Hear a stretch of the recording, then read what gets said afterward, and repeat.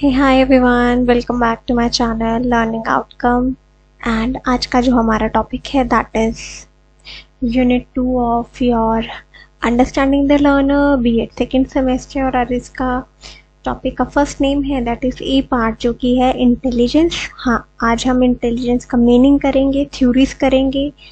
बड़ी सारी थ्योरीज हैं, बहुत ही इंपॉर्टेंट है एंड ये बहुत ही इंपॉर्टेंट टॉपिक है आज का हमारा। मेजरमेंट ऑफ इंटेलिजेंस क्या होगा, uses and limitations of intelligence test. ठीक है, तो इंटेलिजेंस का मीनिंग देखते हैं। इंटेलिजेंस का विदाउट वेस्टिंग एनी टाइम पहले मैं आपको कुछ इंस्ट्रक्शन बता दूं, जो कि हमेशा मैं हर वीडियो में देती हूं। अगर आप मेरे चैनल पे न्यू है तो ये बात आपसे कहना चाहूँगी कि आप मेरे चैनल को सब्सक्राइब करें, बिकॉज मैं सारी वीडियोस अच्छे से बनाती हूँ एंड डिटेल्ड फॉर्म में होती हैं, बहुत ही क्रिस्प होती हैं, लेकिन कुछ लेंथी हो जाती हैं वीडियोस, उसके लिए क्षमा। बट आई मेक श्योर कि उसमें कुछ भी कंटेंट मिसिंग ना हो। मेरे पास जितने भी रिसोर्सेज हैं, बीट गाइड बुक्स एंड आपकी टेक्स्ट बुक्स हो या कुछ भी हो, मैं वो रिसोर्सेज का यूज़ करके आपके लिए बेस्ट मटेरियल लेके आती हूँ एंड आपके सामने प्रेजेंट करती हूँ। द नेक्स्ट थिंग इज आप सब्सक्राइब करें एंड चैनल को, बेल आइकन को क्लिक करें, लाइक करें, कमेंट करें और शेयर कर दें वीडियोस को। Next instruction is very very very important, video को पूरा देखें, स्क्रिप्ट स्किप ना करें वीडियो को। ये इसलिए बिकॉज आपके सामने जो स्क्रीन पे जो कंटेंट है ना, ये पूरा नहीं है।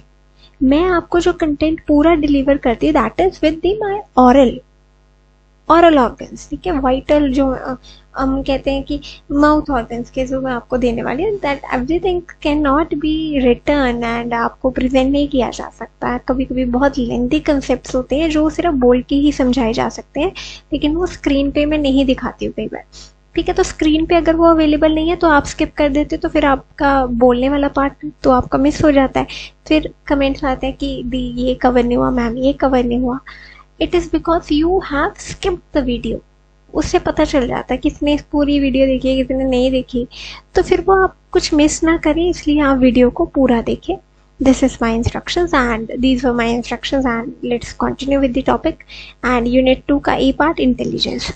इंटेलिजेंस का मतलब होता है mental ability to learn from experiences, to adapt to new situations and understand and handle abstract concepts and use knowledge to manipulate one's environment. इसका मतलब ये होता है कि हम अपने एक्सपीरियंसेस से कितना सीखते हैं, हम कैसे अपने आप को बदलते हैं ताकि हम एक जो हमारे पास न्यू एनवायरनमेंट है उसमें अपने आप को कैसे ढाल सके, हम अपने आसपास जो चीज़ें हो रही हैं उसे समझ सके। और अब्स्ट्रैक्ट कंसेप्ट मतलब जो चीज़ों को हम हाथ नहीं लगा सकते, देख नहीं सकते, इवन कि वो कंसेप्ट को भी समझना, जैसे कि लव, ऑनेस्टी, ट्रस्ट, ये जो अब्स्ट्रैक्ट कंसेप्ट हैं, ये अंडरस्टैंडिंग या आपकी इंटेलिजेंस होगी तभी आप समझ पाओगे। और दूसरा और सबसे एंड में बहुत इंपॉर्टेंट, आप अपने इन्वायरमेंट को कैसे चेंज करते हो ताकि वो आपके बेनिफिट में आए।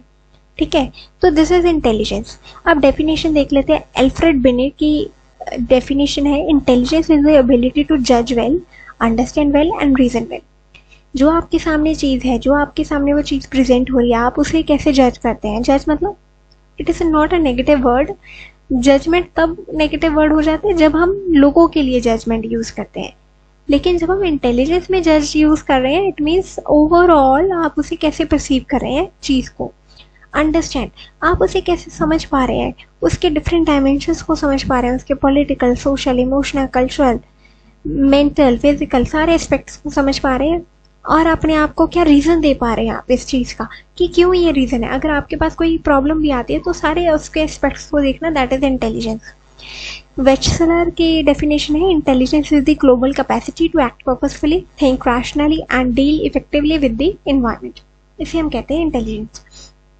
अब इंटेलिजेंस की यहाँ पे गिवन नहीं है, वही जो मैंने आपको इंस्ट्रक्शन बताई कि मेरे सामने जो रिसोर्सेज ओपन होते हैं जैसे टेक्स्ट बुक वगैरह, उसमें से मैं आपको कुछ बताती होती हूँ, तो आप ज़रा समझें। द नेक्स्ट वन इज कुछ फैक्ट्स हम डिस्कस करते हैं इंटेलिजेंस के। तो एक तो इंटेलिजेंस का रिलेशन होता है with the nature and nurture, मतलब हेरिडिटी एंड एनवायरनमेंट। हेरिडिटी पे भी बहुत इंटेलिजेंस, आपके पेरेंट्स अगर इंटेलिजेंट है तो उनकी कुछ इंटेलिजेंस कैपेसिटीज, कैपेबिलिटीज आप में भी आएंगी। For example, if mother and father are doctors, it is very much likely that you will be a doctor too, और if not, it will be very much likely that you can be a good in academics, right? if not you can be very good at some other academic field, right? But it is very much possible कि आप में वो hereditary factor आए, लेकिन कुछ exceptions तो होती हैं. इन्वायरमेंट, अगर आपके हेरिडिटरी फैक्टर नहीं भी है या है भी, तो इन्वायरमेंट आपके पोटेंशियल को रीच करने में हेल्प करेगा. फॉर एग्जांपल आपकी स्कूलिंग कितनी अच्छी है, आपके आसपास नेबर कितने अच्छे हैं, आप कितने अच्छे लोगों में उठते बैठते हैं, इंटेलिजेंट लोगों से आपकी कितनी कन्वर्सेशन होती है. कहते हैं ना, यू आर 1% ऑफ द 1% जो होते हैं लोग दुनिया में, वो होते हैं जो अपने आसपास वैसा ग्रुप बना के रखते हैं, right? You are the people, you are the person with whom you share your life around. आपके जो बिहेवियर है, आपका जो पर्सनैलिटी है, वो 5 लोग डिसाइड करेंगे जिनके आसपास आप पूरी जिंदगी बिताते हैं, right? Next one is distribution of intelligence. अब हमें पता है इंटेलिजेंस सबकी सेम नहीं होती है, मोस्टली सब एवरेज होते हैं. कुछ हाईली इंटेलिजेंट होते हैं जिन्हें हम ब्राइट कहते हैं, कुछ वेरी डल होते हैं, ठीक है? तो डल का मतलब ये नहीं है हंसने लग जाना. Dull is a very scientific term and हम इसे इंटेलेक्चुअली जो रिटार्डेड होते हैं उन्हें कहते हैं, और ये हंसने वाली बात नहीं है, और ये एक्चुअली में एग्जिस्ट करते हैं, ठीक है? वो बहुत सारे लोग एवरेज होते हैं, कुछ हाईली इंटेलिजेंट होते हैं, कुछ इंटेलिजेंटली रिटार्डेड होते हैं, ठीक है? इंटेलेक्चुअली रिटार्डेड होते हैं वो, ठीक है? ग्रोथ ऑफ इंटेलिजेंस कैसे होती है? ग्रोथ ऑफ इंटेलिजेंस कैसे होती है, ठीक है? ये तो बर्थ से ही इंटेलिजेंस आपकी पता चल जाती है, ठीक है? कहीं ना कहीं how will you respond to the things around you, ठीक है? इंटेलिजेंस एंड सेक्स डिफरेंसेस, ये भी बड़ा होता है कि ऐसा कुछ नहीं होता है कि male are more intelligent and female are less intelligent, ऐसा कुछ नहीं होता है. ऐसा बिल्कुल ही डम्ब चीज़ है, एकदम मिथ है ये एक तरह का. ऐसा कुछ नहीं होता है, और ऐसा साइंस कुछ भी नहीं कहती है, ठीक है? बस ये है कि मेल का थोड़ा ब्रेन बड़ा हो सकता है साइज में, फीमेल का थोड़ा छोटा है. दैट डजेंट मीन कि आपके इंटेलिजेंस में कोई डिफरेंस आने वाला, कुछ भी नहीं होता. ये सारी बेहुदा चीज़ें हैं और इन पर विश्वास नहीं करना चाहिए हमें. Intelligence and racial cultural differences, हाँ कल्चरल डिफरेंसेस होते हैं आपके इंटेलिजेंस जो आपको डिफर कर सकती है. जैसे Indian people are more intelligent than USA people. It is very much known to people and the world, because हमारी जो अपब्रिंगिंग है वो बड़ी ही फैमिली ओरिएंटेड सोसाइटी में होती है. हमारी सोसाइटी बड़ी ही वैदिक सोसाइटी है, हमारे पास आयुर्वेदा है, हमारे पास वैदिक मैथ्स है. तो ये सारी चीज़ें हमारी बताती हैं that we are intellectually more capable than other people. But हम समझते नहीं हैं, हम अपने आप को झांक के नहीं देखते हैं, वो अलग बात है, ठीक है? फिर मिसकंसेप्शन, मतलब जो बहुत ही गलत चीज़ें हैं इंटेलिजेंस के बारे में, वो ये है कि intelligence is not a memory. Intelligence person में हैव अ डल मेमोरी, ठीक है? ये पॉसिबल है कि एक इंटेलिजेंट पर्सन की मेमोरी स्ट्रॉन्ग नहीं भी हो सकती. ये बड़ा मिसकंसेप्शन है, और लोग मानते हैं कि मेमोरी बड़ी स्ट्रॉन्ग होती है, पर नहीं भी हो सकती. It is very much okay with it, ठीक है? अब जो इंटेलिजेंट पीपल होते हैं उनका एबनॉर्मल बिहेवियर हो सकता है. जो इंटेलिजेंट लोग होते हैं उनका एबनॉर्मल बिहेवियर इज पॉसिबल. ज़रूरी नहीं है वो नॉर्मल होंगे या एबनॉर्मल ही होंगे, ऐसा कुछ नहीं होता है. हम जो सोचते हैं उसका कुछ उल्टा भी हो सकता है. अगर हम ये बोले कि इंटेलिजेंट लोग बड़े वियर्ड वे में बिहेव करते हैं, तो ये पॉसिबल है, और ये नहीं भी पॉसिबल है. हर कोई इंटेलिजेंट पर्सन एक जैसा नहीं होता है, तो इंडिविजुअल डिफरेंसेस होते हैं, और आपको ये समझना होगा. The next one is theories of intelligence. सबसे पहली है यूनिटरी थ्योरी, और इसे हम सिंगल वेक्टर थ्योरी भी कहते हैं, ठीक है? ये जो थ्योरी है ये क्या कहती है? ये कहती है कि जो हमारी इंटेलिजेंस है वो सिंगल और जनरल एबिलिटी है, ठीक है? जो हमारे कॉग्निटिव टास्क को सबको इफेक्ट करती है और इम्पैक्ट करती है. For example, if a person is intelligent in one area, they should be good in all areas as well, ठीक है? ये यूनिटरी फैक्टर थ्योरी का मानना है. अगर एक इंसान एक पर्टिकुलर फील्ड में इंटेलिजेंट है तो वो सारी फील्ड में इंटेलिजेंट होगा. एग्जाम्पल, कोई म्यूजिक में इंटेलिजेंट है तो वो सारी फील्ड में इंटेलिजेंट होगा. अब ये मानना ना मानना आपके ऊपर है, लेकिन ये थ्योरी है. क्रिटिसिज्म भी इसका ये है कि यू कैन नॉट से कि एक पर्सन जो मैथ्स में बहुत अच्छा है वो लैंग्वेज में भी अच्छा होगा. नहीं, ऐसा नहीं होता है, ठीक है? इसकी क्रिटिसिज्म यही है कि हर इंसान, it can not be, you can not generalise this theory on everybody, ठीक है? तो ये आप समझ पा रहे होंगे मैं क्या कहने की कोशिश कर रही हूँ।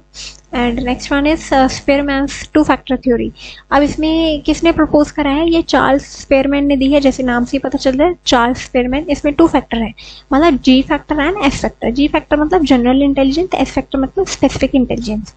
इसने बोला है कि इंटेलिजेंस के 2 कंपोनेंट होते हैं, G factor and S factor. G factor मतलब जनरल इंटेलिजेंस जो कि सब में कॉमन होती है, एंड एस फैक्टर मतलब स्पेसिफिक इंटेलिजेंस जो कि स्पेसिफिक एबिलिटी होती है एक पर्सन में।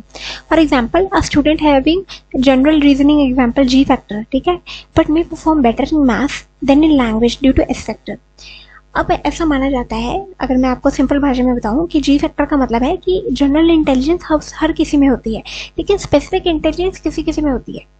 एक इंसान को डिफर तभी होगा ना अगर उसमें कुछ और इंटेलिजेंस होगी जो सब में नहीं है, तो that is specific intelligence. For example एक बच्चा सारी फील्ड में अच्छा है लेकिन मैथ्स में वो टॉपर है, मैथ्स में उससे कोई बेट नहीं कर सकता, ठीक है, या लैंग्वेज में वो बच्चा टॉपर है, तो that is a specific intelligence in that child.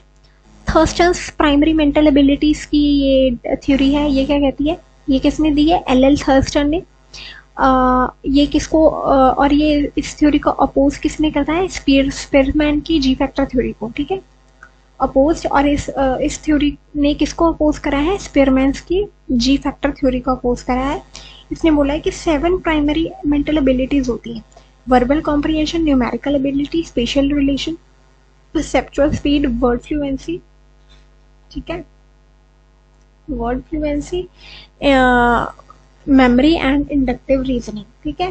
Problem solving ability भी आता है वैसे तो, लेकिन यहाँ पे दिया नहीं हुआ। चलो, वर्बल कॉम्प्रिहेंशन का मतलब ये होता है कि आप वर्ड्स और आइडियाज के साथ कितने अच्छे हैं। न्यूमेरिकल एबिलिटी वही मैथ्स के साथ। मेमोरी एबिलिटी मतलब आप कितना अच्छे से मेमोराइज कर पाते हैं, कितनी जल्दी मेमोराइज कर पाते हैं। वर्ड फ्लुएंसी मतलब आप कितने अच्छे हैं वर्ड का इस्तेमाल करने में, आप कितने रैपिडली वर्ड्स को यूज करते हैं अपने डेली लाइफ में, ठीक है। फिर आ जाता है आपका मेमोरी। मेमोरी का मतलब ये होता है कि हाँ वो तो हो गया, मेमोरी हो गया। वर्ड फ्लुएंसी हो गया। परसेप्चुअल स्पीड का मतलब ये होता है कि आप कितनी जल्दी चीज़ों को एक्यूरेटली एक पर्टिकुलर ऑर्डर में कर पाते हो, एक पर्टिकुलर स्पीड जो आपकी टाइम लिमिट गिवन है उसमें आप कितनी जल्दी परफॉर्म कर पाते हैं एक एक्टिविटी, ठीक है। फिर आ जाता है आपका इंडक्टिव रीजनिंग। इंडक्टिव रीजनिंग का मतलब होता है कि ability to generalise through specific concept, ठीक है, तो जनरलाइज करना जो आपके सामने कंसेप्ट गिवन है, स्पेसिफिक टू जनरलाइज करना। डिडक्टिव थिंकिंग, डिडक्टिव रीजनिंग का वही मतलब हो गया कि जनरलाइज रिजल्ट करना, स्पेसिफिक टू जनरलाइज, ठीक है। अब इसमें क्या होता है कि हाँ इंडक्टिव होता है जनरलाइजेशन थ्रू स्पेसिफिक एग्जाम्पल, ठीक है। अब इसमें डिडक्टिव नहीं गिवन है तो डिडक्टिव आप ऐड कर सकते हो। Next one is problem solving ability, जो यहाँ पे नहीं गिवन है। इसका मतलब ये होता है कि आप कितनी जल्दी प्रॉब्लम को सॉल्व कर सकते हो, ठीक है। तो ये हो गया आपका थर्स्टन की primary mental abilities. Next one is, इसका मतलब ये कहना, ये प्राइमरी मेंटल एबिलिटीज ये कहना चाहती है कि intelligence is not a single trade but a combination of abilities. अब ये कहती है कि इसमें हमारे बहुत सारे कॉम्बिनेशन होते हैं जो हमें इंटेलिजेंस शो करती है। अब गिलफोर्ड्स की स्ट्रक्चर इंटेलेक्चुअल थ्योरी की हम बात करते हैं, किसने दी है? जेपी गिलफोर्ड ने दी है। अब ये कहता है कि हमारे पास 150 फैक्टर्स होते हैं, मतलब 3 डायमेंशनल मॉडल दिया है इसने, ऑपरेशंस, कंटेंट्स एंड प्रोडक्ट्स, ठीक है। ऑपरेशंस में 6 चीजें आती हैं, कॉग्निशन, मेमोरी, डाइवर्जेंट थिंकिंग और बहुत सारी चीजें आती हैं, ठीक है। फिर आ जाता है आपका कंटेंट्स। कंटेंट में आप जाते हैं आपके visual, auditory, symbolic, semantic and behavioural. Operations में आपके 6 टाइप आते हैं। ऑपरेशंस में आपके 6 टाइप आते हैं, यहाँ पे सारे नहीं गिवन, मैं आपको बोल देती हूँ फिर भी। Evaluation, convergent production, divergent production, memory, cognition. अब इसका ना एक मॉडल है, वो मैं आपको फोटो दिखाती हूँ, उसमें आपको क्लियर हो जाएगा। प्रोडक्ट के 6 टाइप हैं, unit, classes, relation, systems, transformations, implications, ठीक है। अब मैं आपको एक फोटो दिखाती हूँ। सो ये रही फोटो आपकी। गिलफोर्ड का जो आपका स्ट्रक्चर गिवन है वो ये इस तरह का है, ठीक है। क्यू फॉर्म में है, ऊपर साइड्स, ठीक है। यहाँ पे कंटेंट्स आपको गिवन है, ठीक है। ऑपरेशंस यहाँ पे आपको गिवन है एंड प्रोडक्ट्स आपको यहाँ पे गिवन है, ठीक है। तो ये आपकी फोटो है एंड आप इसका स्क्रीनशॉट ले लो ठीक है। और जो जो पॉइंट मिसिंग है, वैसे तो मुझे कोई अच्छी सी फोटो मिली नहीं है सच, बट इसमें एक एक दो पॉइंट और मिसिंग है। ठीक है, कंटेंट में और एक दो पॉइंट कंटेंट में यहाँ पे क्या मिसिंग है, तीन चार गिवन है, behavioural, semantic, symbolic, figural, auditory. ठीक है, फिगरल में आपका आ जाएगा ऑडिटरी और विजुअल। ठीक है, तो ठीक है यहाँ पे, है ना। तो आप ये फोटो का स्क्रीनशॉट ले लो और आप अपने आंसर में ये ड्रॉ भी कर सकते हैं। ठीक है, सो नेक्स्ट थ्योरी इज, तो ये जो गिलफर्ड की स्ट्रक्चर ऑफ इंटेलेक्ट थ्योरी है, वो बस यही एम्फोसाइज कर रही है कि क्रिएटिविटी और डाइवर्जेंट थिंकिंग इंटेलिजेंस का पार्ट है। फिर आ जाती है आपकी वर्नन्स हायरार्किकल थ्योरी ऑफ इंटेलिजेंस। अब ये थ्योरी किसने दी है, फिलिप ई वर्नन।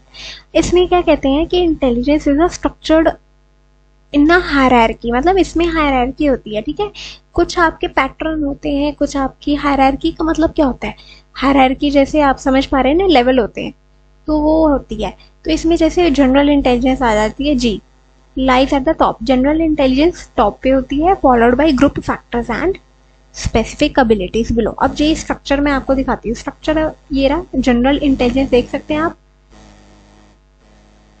जनरल इंटेलिजेंस होती है टॉप पे, और इसके कुछ जी फैक्टर होते हैं और स्पेसिफिक फैक्टर होते हैं। ठीक है, जी फैक्टर में आपके मेजर ग्रुप फैक्टर्स क्या आ जाते हैं, आपके मेजर ग्रुप फैक्टर में क्या क्या आते हैं, वर्बल, एजुकेशनल, स्पेशल, मैकेनिकल। ठीक है, माइनर ग्रुप फैक्टर में आते हैं आपके वर्बल फ्लुएंसी, न्यूमेरिकल स्किल। ठीक है, तो ये आपके एक स्ट्रक्चर है जो आपको एज इट इज अगर आप लिखना चाहते हैं तो आप इसका स्क्रीनशॉट ले सकते हैं। I know it is a bit complicated, but yes ये चीज़ें ऐसी ही हैं और ये थ्योरीज गिवन है, तो आपको एज इट इज याद करनी पड़ेंगी। There is no hard and fast rule, हम कुछ नहीं कर सकते इसमें। ठीक है, तो नेक्स्ट वन है स्पेसिफिक एबिलिटीज। इसमें टास्क बेस्ड एबिलिटीज जो आपकी होती है।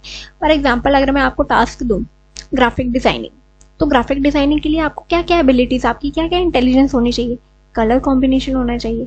ठीक है, आपको स्पेशल नॉलेज होनी चाहिए, आपको फॉन्ट की नॉलेज होनी चाहिए, कौन सा फॉन्ट किस चीज़ में लगेगा। ठीक है, तो आपकी डिजाइनिंग की नॉलेज, तो बड़ी सारी चीज़ें होती हैं, वो आपकी आ जाती है स्पेसिफिक एबिलिटी। जनरल इंटेलिजेंस में आपका सब कुछ आ जाता है। ठीक है, so these were the structures and the next one is, for example अगर हम बात करें, a student doing well in language.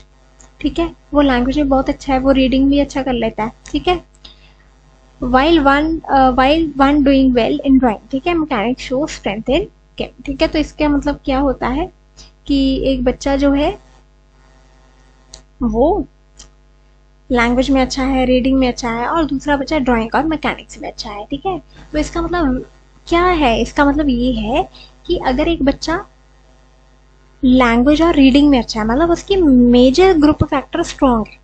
ठीक है, वहीं दूसरी तरफ ड्राइंग और मैकेनिक्स में वो अच्छा है, इसका मतलब ये है कि उसके दोनों ग्रुप फैक्टर्स जो हैं वो उसमें काफ़ी स्ट्रॉन्ग है, और वो मतलब उसमें जनरल इंटेलिजेंस भी है और उसमें स्पेसिफिक एबिलिटीज की भी चांसेस है।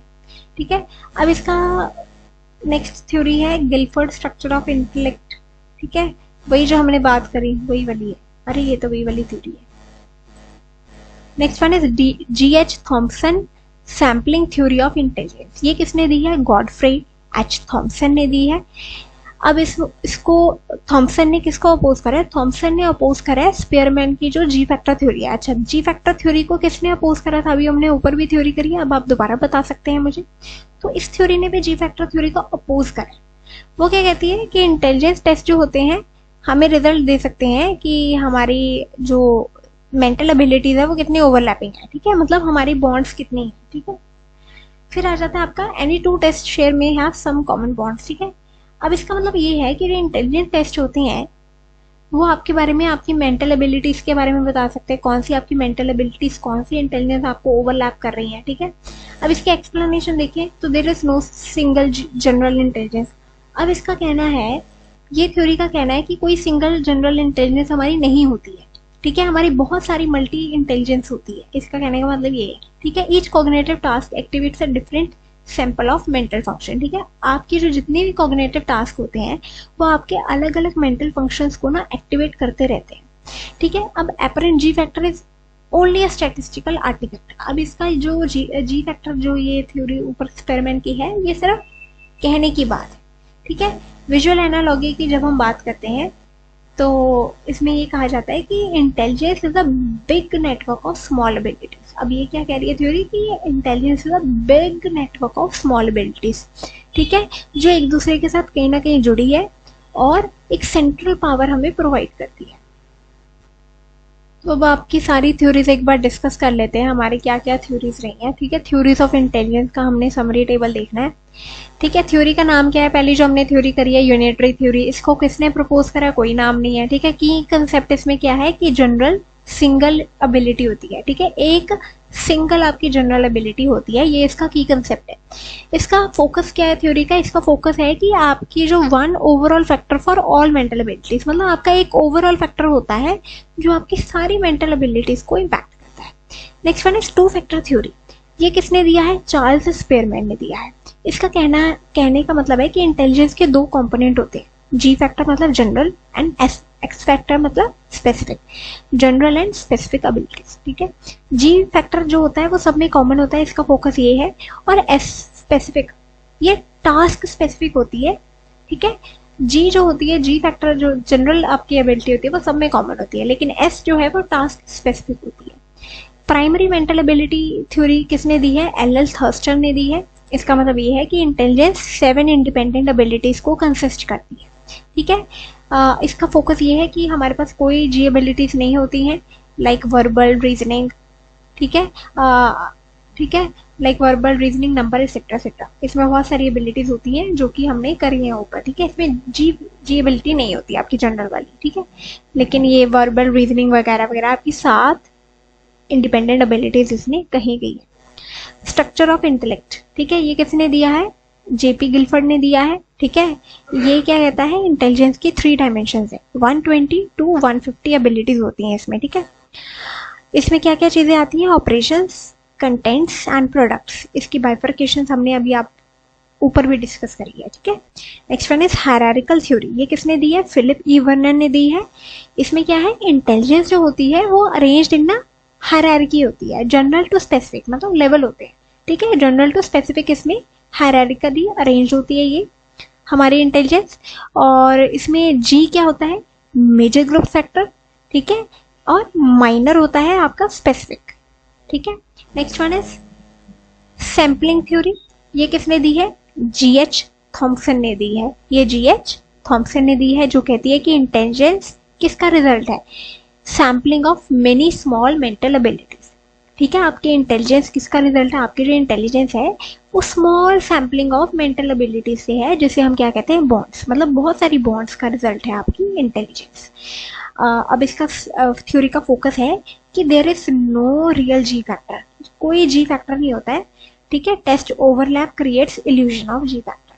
अब ये जो इंटेलिजेंस के आपके जो टेस्ट होते हैं ये एक इल्यूजन प्रोवाइड करते हैं कि हाँ जी जनरल फैक्टर या जी फैक्टर कोई थ्योरी होती है, या जी फैक्टर आपकी जनरल इंटेलिजेंस, ऐसा कुछ नहीं है वो कहते हैं, ठीक है। तो हर थ्योरी अपने अपनी बात कहती है, आप बस इसका एक मेन फोकस आप इसका स्क्रीनशॉट ले सकते हैं अगर आपको लेना है, तो आपको मेजर डिफरेंस इसका समझ में आ जाएगा।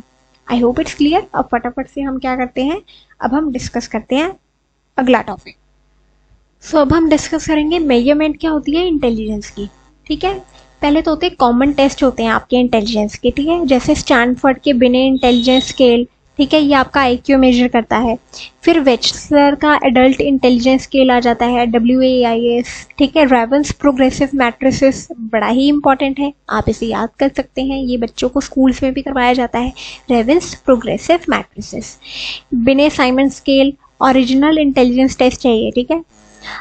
इंटेलिजेंस कोशिएंट IQ, ठीक है, इंटेलिजेंट कोशिएंट आप कैसे कैलकुलेट करते हैं, mental as over chronological age into 100। For example एक बच्चे की मेंटल एज है, आपको क्वेश्चन देती हूँ मैं, एक बच्चे की मेंटल एज है 6 साल, उसकी क्रोनोलॉजिकल एज है 10, ठीक है। अब आप मुझे बताओ उसका IQ क्या होगा, 6 लिखोगे पहले ऊपर, ठीक है, फिर लाइन लगा के नीचे लिखोगे 10, फिर इंटू 100 करोगे, ठीक है, 0 0 कट गया, कितना बचा, IQ उसका 60 आया, ठीक है। मतलब उस बच्चे का IQ क्या था, जो 10 साल का बच्चा है, क्रोनोलॉजिकल एज की बात कर रहे हैं, जो 10 साल का बच्चा है उसकी एज क्या है, उसका IQ क्या है, 60 IQ है उसका, ठीक है। तो वैसे ये मैंने आपको जस्ट ऐसे ही क्वेश्चन दिया, अगर आपको ये क्वेश्चन आ भी जाता है शॉर्ट में तो आप ऐसे सॉल्व करेंगे। IQ कैसे निकालते हैं, mental as over chronological age into 100। ठीक है, एवरेज IQ क्या होता है हमारा, 100 होता है। 90 to 110 ये नॉर्मल IQ होता है। 90 से लेके 110 के बीच में जो IQ होता है वो नॉर्मल होता है। जो बिलो 70 होता है वो मेंटली चैलेंज्ड होते हैं। जो अबव 130 होते हैं वो गिफ्टेड इंटेलिजेंट या ब्राइट होते हैं। ठीक है, तो ये आपको एक स्केल याद करना है इंटेलिजेंस का। ठीक है, यूजेस क्या होते हैं इंटेलिजेंस टेस्ट के, अब हम बात करते हैं यूजेस ऑफ इंटेलिजेंस टेस्ट, फिर उसकी लिमिटेशन करेंगे and your topic will be over. ठीक है, यूजेस क्या होते हैं इंटेलिजेंस टेस्ट के, एजुकेशनल प्लेसमेंट के लिए होता है। फॉर एग्जांपल अगर आपको बच्चों के अच्छे स्कूल में लेनी है एडमिशन या अच्छा कॉलेज लेना है तो बहुत सारे एजुकेशनल प्रोफेशनलिस्ट आपके ये IQ टेस्ट करवाते हैं। Next one is career guidance. Career guidance वही मैंने आपको बताया कि जैसे जॉब लेनी है या कुछ सुटेबल आपको करियर पता करना है तो उसके लिए, रिसर्च के लिए हो सकता है। अगर आपको कोई फर्दर स्टडीज़ करनी है, कोई रिसर्च करनी है तो IQ उसमें यूज़ होते हैं। PhD जो स्कॉलर्स होते हैं, PhD जो स्टूडेंट होते हैं वो IQ के टेस्ट डेफिनेटली लेते हैं, सर्विस करते हैं उनके या वगैरह वगैरह। ठीक है, मिलिट्री और इंडस्ट्रियल यूज़ में भी होता है। ठीक है, मिलिट्री की जो आपकी अपॉइंटमेंट्स होती हैं, जो सिलेक्शंस होती हैं कैंडिडेट्स की, तो उसमें IQ देखा जाता है। काफ़ी सारी कॉम्पिटिटिव एग्जाम्स में IQ देखा जाता है। ठीक है, काउंसलिंग होती है, काउंसलिंग में भी IQ का यूज़ होता है। फॉर एग्जांपल बहुत सारे लोग काउंसलर्स के पास जाते हैं तो काउंसलर्स IQ टेस्ट कई बार लेते हैं बच्चों का। ठीक है, to test if that child is mentally in a good condition, वो लर्न कर पाता है। कभी कभी बच्चों में लर्निंग डिसेबिलिटीज़ होती हैं तो उनका IQ टेस्ट लिया जाता है। काफ़ी सारी चीज़ें होती हैं जिसमें IQ टेस्ट का यूज़ होता है। लिमिटेशन क्या होती है अब इंटेलिजेंस टेस्ट की, कल्चरल बायस होता है। कभी कभी अगर आप देखें तो इंडियन जो टेस्ट हैं वो बहुत ही कम है, लेकिन इंडियन टेस्ट आपको हमेशा लेना चाहिए। अब आप USA बेस्ड इंटेलिजेंट टेस्ट नहीं ले सकते बिकॉज उसमें कल्चरल डिफरेंस आ जाएगा। जैसे कि हमारे जो क्वेश्चंस है वो हम अपनी कल्चर के अकॉर्डिंग उसमें डालेंगे ना। जैसे IQ का कोई टेस्ट अगर आपको लेना है, suppose you are a counsellor. ठीक है, आप टीचर भी हैं, एक टीचर काउंसलर भी होता है। ठीक है, अगर आप टीचर हैं तो अगर आपको बच्चे का IQ टेस्ट करना है तो सबसे पहले तो आप इंडियन टेस्ट लोगे। This is very much advisable because cultural bias नहीं होगा। कल्चरल बायस की जब हम बात करते हैं तो इंडियन टेस्ट जो होगा वो इंडियन पॉपुलेशन के बेस पे होगा। अगर आप USA का टेस्ट लेते हैं तो वो USA पॉपुलेशन को सेंटर में रख के बनाया गया होगा। तो अगर आप USA का इंटेलिजेंट टेस्ट लेते हो, किसी US की स्कॉलर ने वो इंटेलिजेंस टेस्ट बनाया और अगर आप अपने इंडियन क्लासरूम में अप्लाई करते हो तो वो आपको सही रिजल्ट नहीं मिलेगा बिकॉज उनका टारगेट ऑडियंस कुछ और है, आपका इंडियन टेस्ट का टारगेट ऑडियंस कुछ और होगा। ठीक है, तो SK मंगल का इंटेलिजेंस टेस्ट आता है वो आप ले सकते हैं। ठीक है, वो ले सकते हैं। ठीक है, लैंग्वेज डिपेंडेंसी। लैंग्वेज डिपेंडेंसी का मतलब होता है कई बार ना जब आप इंटेलिजेंस टेस्ट लेते हैं, बहुत सारे इंटेलिजेंस टेस्ट इंग्लिश में अवेलेबल है, हिंदी में अवेलेबल है, पंजाबी में कितने अवेलेबल हैं, शायद ना के बराबर ही होंगे, 1-2 ही होंगे। अब आप पंजाबी छोड़ें, कोई ऐसी लोकल लैंग्वेज को उठा ले जो अभी तक वर्ल्ड या हमारे नेशन में ही इतनी पॉपुलर नहीं है, जैसे संथाली या कुछ भी लैंग्वेज ऐसी होती है, तो ये टेस्ट तो लोकल लैंग्वेज में अवेलेबल है ही नहीं। और ये भी बड़ी इंपॉर्टेंट बात है कि आप इंटेलिजेंस टेस्ट को ओरली ट्रांसलेट करके नहीं क्वेश्चन पूछ सकते, ये इलीगल है। क्योंकि जैसे आप क्वेश्चन की भाषा चेंज करते हैं वैसे ही क्वेश्चन चेंज हो जाता है। ठीक है, अगर क्वेश्चन इंग्लिश में लिखा गया है और बच्चे को इंग्लिश नहीं आती तो फिर आप क्या करते हैं, हिंदी में उसे ट्रांसलेट कर देते हैं, उस क्वेश्चन का मीनिंग ही बदल जाएगा। इंटेलिजेंस टेस्ट बड़े ही माइन्यूट डिटेल से बनाए जाते हैं, तो अगर आप उसे ट्रांसलेट भी कर दें बच्चे को तो आप इलीगल एक्टिविटी कर रहे हैं बिकॉज उसको अलाउड ही नहीं है। आप कभी टेस्ट पढ़ें, अगर आप टेस्ट अप्लाई कर रहे हैं तो उसकी मैनुअल गिवन होती है, मैनुअल में साफ साफ लिखा होता है कि ट्रांसलेशन नॉट अलाउड। ट्रांसलेशन करनी है तो पहले किसी एक्सपर्ट के पास जाओ, एक्सपर्ट आपको बताएगा कि क्या करना है, क्या इसका कोई टेस्ट अवेलेबल है ट्रांसलेटेड। अगर नहीं अवेलेबल है तो you are not allowed to translate that test because वो क्वेश्चन का मीनिंग ही बदल जाएगा और आप बच्चे की IQ के साथ खिलवाड़ कर देंगे या उसको लेबल कर देंगे, फिर आपको कुछ ना कुछ खुद को लीगल एक्शन फेस करना पड़ सकता है। ठीक है, तो ये लोगों को नॉलेज नहीं है। ठीक है, लैंग्वेज डिपेंडेंसी, इसका मतलब ये है कि कभी कभी लैंग्वेज भी बैरियर बन सकता है इंटेलिजेंस टेस्ट का। Ignores creativity and emotional intelligence. अब इंटेलिजेंस में सिर्फ इंटेलेक्चुअल एबिलिटी होती है जो आपकी देखी जाती है, क्रिएटिविटी और इमोशनल इंटेलिजेंस नहीं देखी जाती। Temporary influences. अब इंटेलिजेंस टेस्ट को जब एक बच्चा देता है तो उसकी एक टाइम लिमिट होती है, जैसे 45 मिनट्स में इंटेलिजेंस टेस्ट मैं कहूँ आपने कंप्लीट करना है एज अ टीचर, ठीक है। सपोज करो आप स्टूडेंट है और मैं आपको कहती हूँ इंटेलिजेंस टेस्ट 45 मिनट्स में कंप्लीट करके मुझे टिक टिक करके देना है। उसमें कुछ नहीं होता, आपने टिक टिक करना होता है बस, ठीक है। तो आपने बॉक्सेस में टिक कर रहे हो।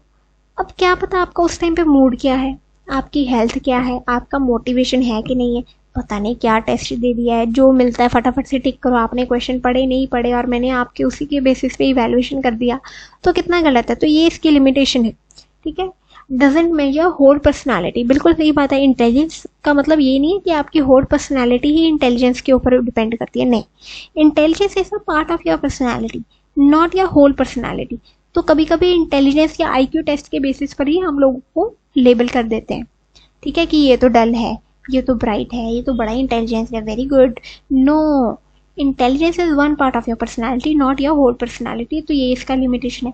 रिस्क ऑफ लेबलिंग, वही मैंने आपको बताया ना, लेबल कर देते हैं कि ये बच्चा नालायक है, ये बच्चा बहुत ही होशियार है, लेकिन हमें लेबलिंग नहीं करनी चाहिए। स्पेशली जो बच्चे आईक्यू उनका एवरेज से भी कम होता है, ये आपका मॉरल एथिक है एज अ टीचर, आपको ये नहीं करना चाहिए।